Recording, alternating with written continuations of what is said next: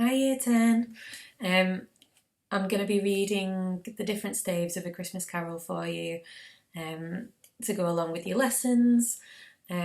So hope you enjoy it and sit back and relax. This is stave 1, Marley's Ghost. Marley was dead to begin with. There was no doubt whatever about that. The register of his burial was signed by the clergyman, the clerk, the undertaker and the chief mourner. Scrooge signed it. And Scrooge's name was good upon change upon for anything he chose to put his hand to. Old Marley was as dead as a doornail. Mind, I don't mean to say that I know, of my own knowledge, what there is particularly dead about a doornail. I might have been inclined myself to regard a coffin nail as the deadest piece of ironmongery in the trade. But the wisdom of our ancestors is in the simile, and my unhallowed hands shall not disturb it, or the country's done for.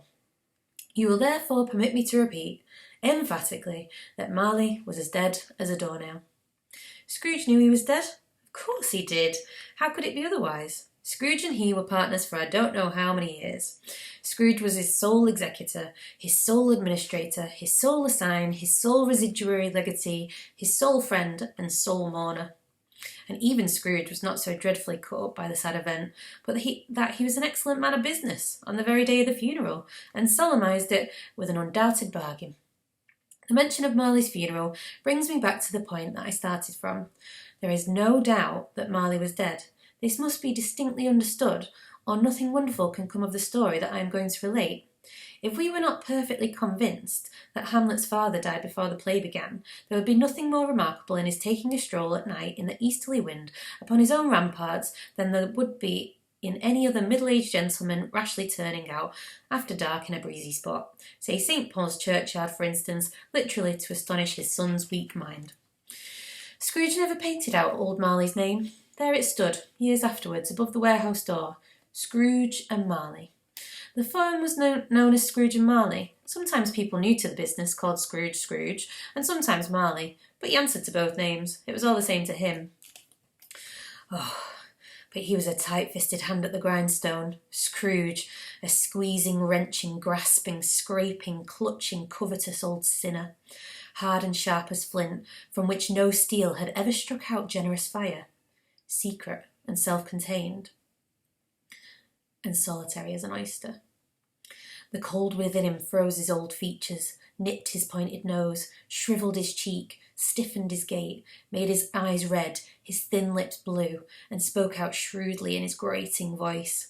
A frosty rime was on his head, and on his eyebrows and his wiry chin. He carried his own low temperature always about with him. He iced his office in the dog days, and didn't thaw it 1 degree at Christmas. External heat and cold had little influence on Scrooge. No warmth could warm, no wintry weather chill him. No wind that blew was bitterer than he. No falling snow was more intent upon its purpose, no pelting rain less open to entreaty.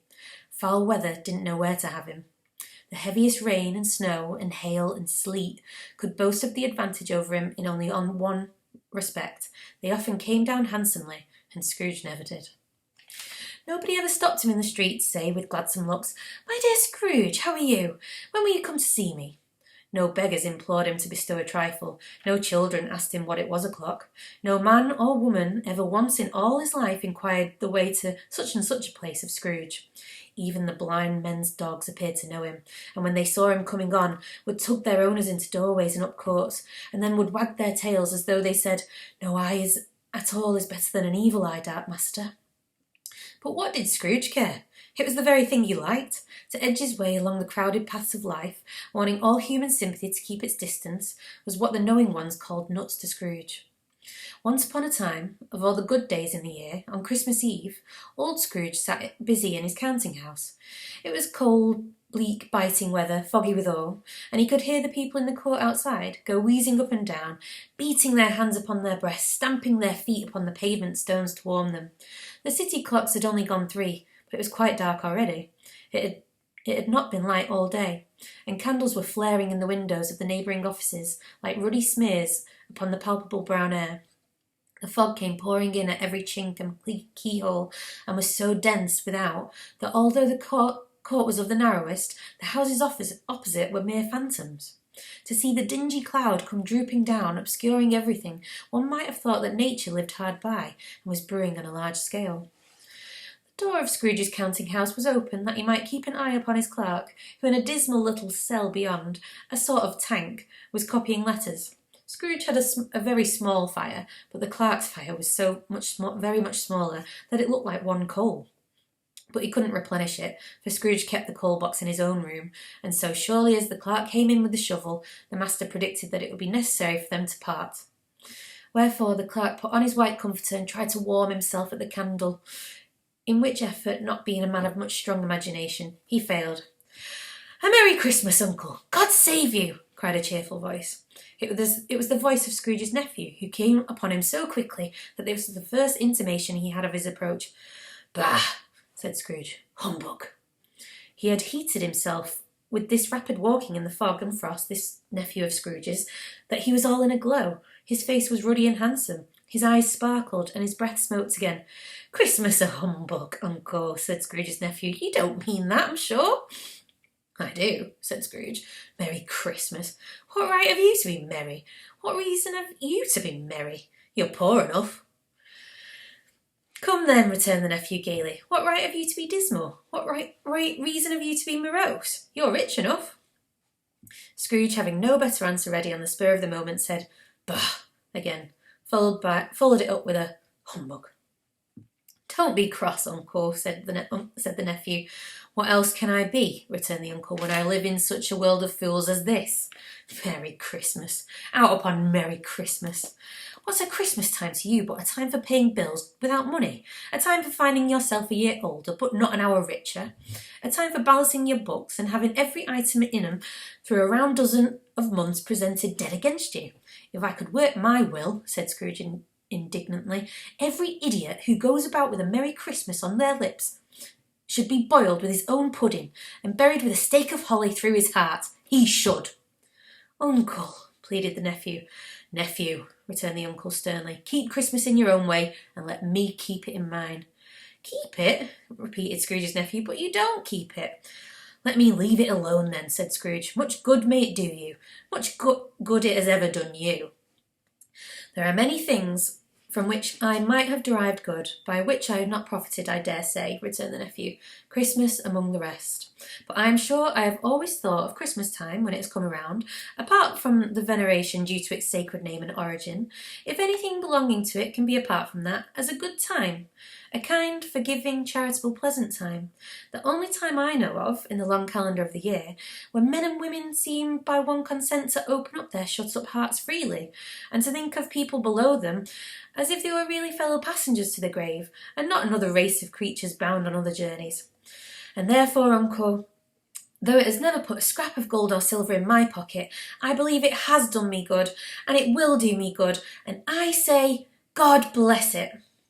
The clerk in the tank involuntarily applauded. Becoming immediately sensible of the impropriety, he poked the fire and extinguished the last frail spark forever. "Let me hear another sound from you," said Scrooge, "and you'll keep your Christmas by losing your situation." "You're quite a powerful speaker, sir," he added, turning to his nephew. "I wonder you don't go into Parliament." "Don't be angry, Uncle. Come, dine with us tomorrow." Scrooge said that he would see him. Yes, indeed he did. He went the whole length of the expression, and said that he would see him in that extremity first. "But why?" cried Scrooge's nephew. "Why?" "Why did you get married?" "Because I fell in love." "Because you fell in love," growled Scrooge, as if that were the only one thing in the world more ridiculous than a Merry Christmas. "Good afternoon." "Nay, Uncle, but you never came to see me before that happened. Why give it as a reason for not coming now?" "Good afternoon." "I want nothing from you. I ask nothing from you. Why cannot we be friends?" "Good afternoon," said Scrooge. "I'm sorry with all my heart to find you so resolute. We have never had any quarrel to which I have been a party, but I have made the trial in homage to Christmas, and I'll keep my Christmas humour to the last. So a Merry Christmas, Uncle." "Good afternoon," said Scrooge, "and a Happy New Year." "Good afternoon," said Scrooge. His nephew left the room without an angry word, notwithstanding. He stopped at the outer door to bestow greetings of the season on the clerk, who, as cold as he was warmer than Scrooge, for he returned them cordially. "There's another fellow," muttered Scrooge, who overheard him. "My clerk, with 15 shillings a week, a wife and a family, talking about a Merry Christmas. I'll retire to Bedlam." This lunatic, in letting Scrooge's nephew out, had let two other people in. They were portly gentlemen, pleasant to behold, and now stood with their hats off in Scrooge's office. They had books and papers in their hands, and bowed to him. "Scrooge and Marley's, I believe," said one of the gentlemen, referring to his list. "Have I the pleasure of addressing Mr. Scrooge or Mr. Marley?" "Mr. Marley has been dead these 7 years," Scrooge replied. "He died 7 years ago this very night." "We have no doubt his liberality is well represented by his surviving partner," said the gentleman, presenting his credentials. It certainly was, for they had been two kindred spirits. At the ominous word liberality, Scrooge frowned, shook his head, and handed the credentials back. "At this festive season of the year, Mr. Scrooge," said the gentleman, taking up a pen, "it is more than usually desirable that we should make some slight provision for the poor and destitute, who suffer greatly at the present time. Many thousands are in want of common necessities. Hundreds of thousands are in want of common comfort, sir." "Are there no prisons?" asked Scrooge. "Plenty of prisons," said the gentleman, laying down the pen again. "And the union workhouses?" demanded Scrooge. "Are they still in operation?" "They are, still," returned the gentleman. "I wish I could say they were not." "The treadmill and the poor law are in full vigour, then?" said Scrooge. "Both very busy, sir." "Oh, I was afraid, from what you said at first, that something had occurred to stop them in their useful course," said Scrooge. "I'm very glad to hear it." "Under the impression that they scarcely furnish Christian cheer of mind or body to the multitude," returned the gentleman, "a few of us are endeavouring to raise a fund to buy the poor some meat and drink, and means of warmth. We choose this time because it is a time, of all others, when want is keenly felt and abundance rejoices. What shall I put you down for?" "Nothing," Scrooge replied. "You wish to be anonymous?" "I wish to be left alone," said Scrooge. "Since you ask me what I wish, gentlemen, that is my answer. I don't make merry myself at Christmas, and I can't afford to make idle people merry. I help to support the establishments I have mentioned. They cost enough, and those who are badly off must go there. Many can't go there, and many would rather die." "If they would rather die," said Scrooge, "they had better do it and decrease the surplus population. Besides, excuse me, I don't know that." "But you might know it," observed the gentleman. "It's not my business," Scrooge returned. "It's enough for a man to understand his own business, and not to interfere with other people's. Mine occupies me constantly. Good afternoon, gentlemen." Seeing clearly that it would be useless to pursue their point, the gentleman withdrew. Scrooge resumed his labours with an improved opinion of himself, and in a more facetious temper than was usual with him. Meanwhile, the fog and darkness thickened so that people ran about with flaring lamps, preferring their services to go before the horses in carriages and conduct them on their way. The ancient tower of a church, whose gruff old bell was always peeping slyly down at Scrooge out of a Gothic window in the wall, became invisible, and struck the hours and quarters in the clouds with tremulous vibrations afterwards, as if its teeth were chattering in its frozen head up there. The cold became intense. In the main street, at the corners of the court, some labourers were repairing gas pipes, and had heated a great fire in a brazier, round which a party of ragged men and boys were gathered, warming their hands and winking their eyes before the blaze in rapture. The water plug being left in solitude, its overflowing sullenly congealed and turned to misanthropic ice. The brightness of the shops, where holly sprigs and berries crackled in the lamp heat of the windows, made pale faces ruddy as they passed. Poulterers' and grocers' trades became a splendid joke, a glorious pageant, and which it was next to impossible to believe that such dull principles as bargain and sale had anything to do. The Lord Mayor, in the stronghold of the mighty mansion house, gave orders to his 50 cooks and butlers to keep Christmas as a Lord Mayor's household should, and even the little tailor, who had fined 5 shillings on the previous Monday for being drunk and bloodthirsty in the streets, stirred up tomorrow's pudding in his garret, while his lean wife and the baby sallied out to buy the beef. Foggier yet and colder, piercing, searching, biting cold. If the good St. Dunstan had but nipped the evil spirit's nose with a touch of such weather as that, instead of using his familiar weapons, then indeed he wouldn't have roared to a lusty purpose.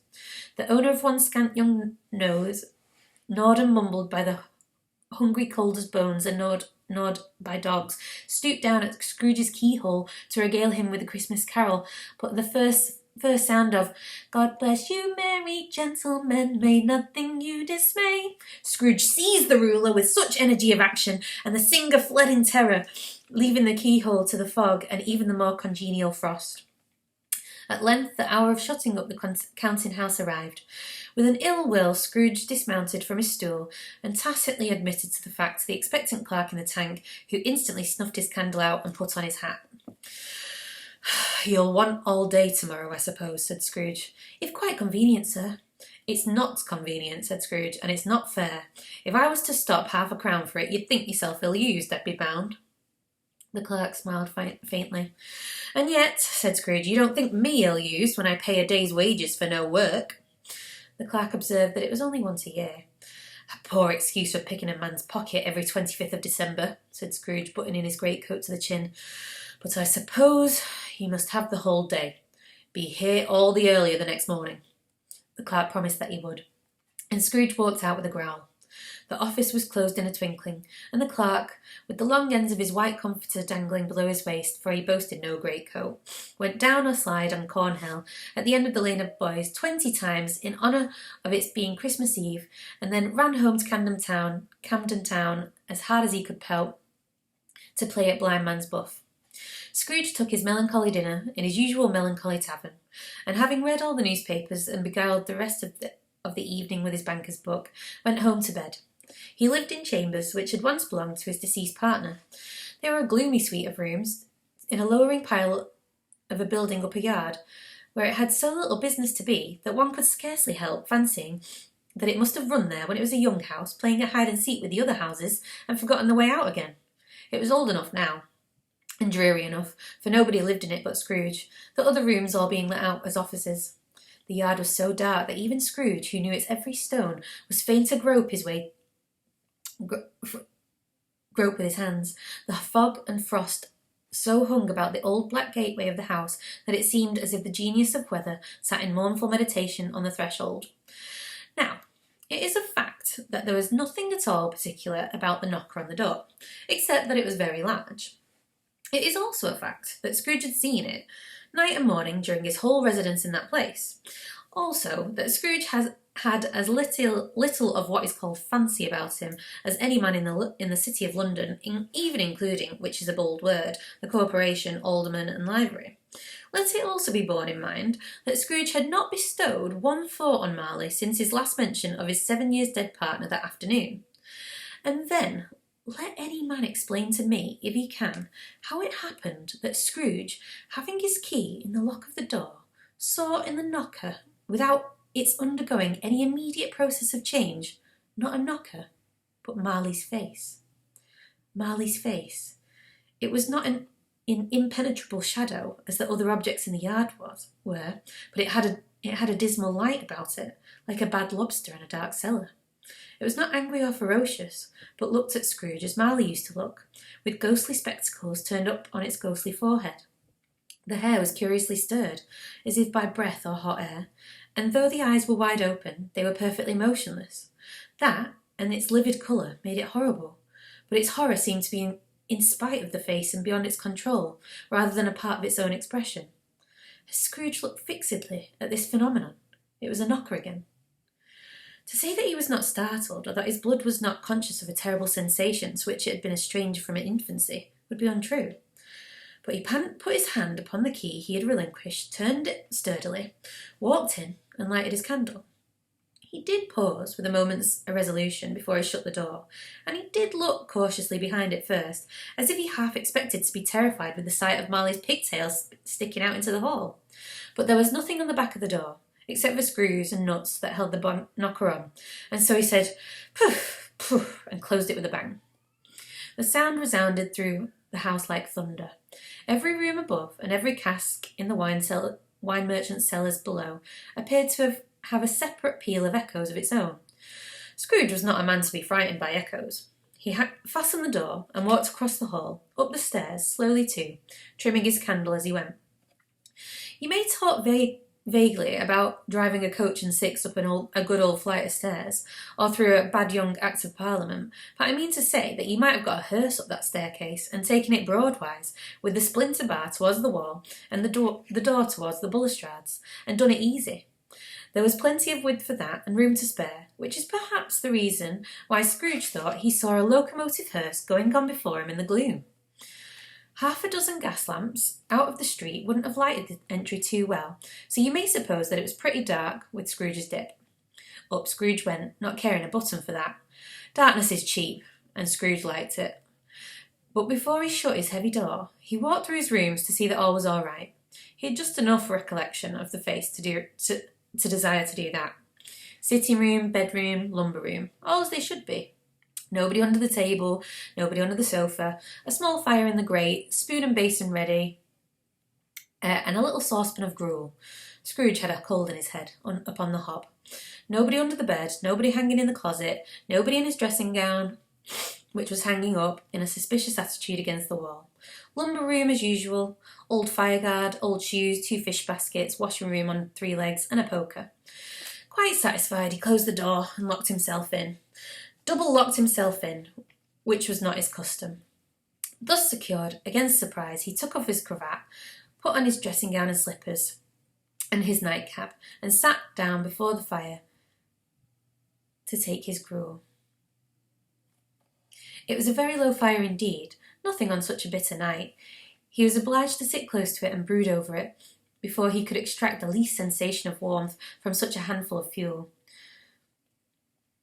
The fireplace was an old one, built by some Dutch merchant long ago, and paved all around with quaint Dutch tiles designed to illustrate the scriptures. There were Cains and Abels, Pharaoh's daughters, queens of Sheba, angelic messengers descending through the air on clouds like featherbeds, Abraham's, Belshazzar's, apostles putting off to sea in butter boats, hundreds of figures to attract his thoughts, and yet that face of Marley, 7 years dead, came like the ancient prophet's rod and swallowed up the whole. If each smooth tile has been a blank at first, with power to shape some picture on its surface from the disjointed fragments of his thoughts, there will have been a copy of old Marley's head on every one. Humbug, said Scrooge, and walked across the room.